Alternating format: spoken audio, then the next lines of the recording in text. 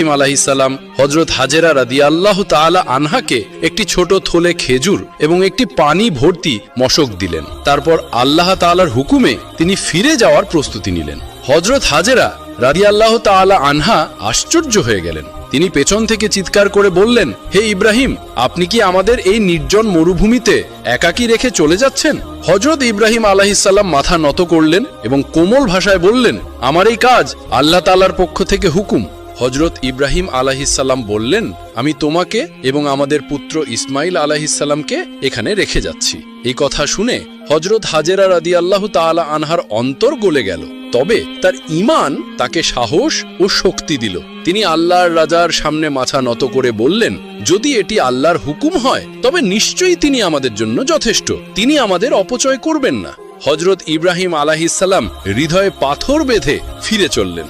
যখন তিনি এত দূরে চলে গেলেন যে মা ও ছেলে আর চোখে দেখা যাচ্ছে না, তখন তিনি একটি উঁচু স্থানে দাঁড়িয়ে আকাশের দিকে দু হাত তুলে রব্বুল আলামিনের দরবারে অশ্রুভরা চোখে দোয়া করলেন, হে আমার রব, আমি আমার স্ত্রী ও আমার পুত্রকে একটি নির্জীব জনমানবহীন উপত্যকায় তোমার কাছে সঁপে দিয়ে এসেছি। তুমি তাদের রিজিক দান করো, তাদের নিরাপত্তা দাও এবং মানুষের অন্তর তাদের দিকে আকৃষ্ট করে দাও, যাতে তারা তোমার শুকরিয়া আদায় করে যেতে পারে।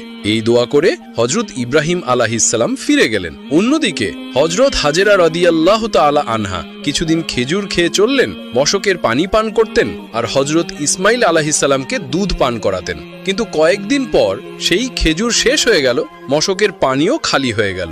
হযরত হাজেরা রাদিয়াল্লাহু তাআলা আনহা নিজেও তখন ক্ষুধার্ত ছিলেন, ফলে তার দুধ শুকিয়ে গেল।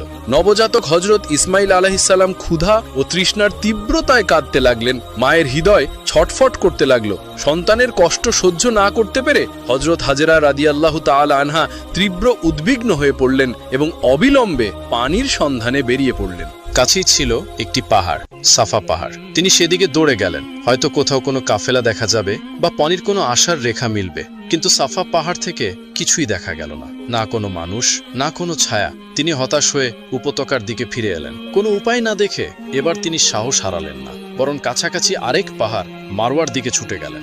সেখানে হয়তো কিছু দেখা যাবে, কোনো কাফেলা, কোনো পানির উৎস। কিন্তু সেখানে গিয়ে দেখলেন শুধুই নীরবতা ও শূন্যতা, না কোনো লোক, না কোনো জীবনের চিহ্ন।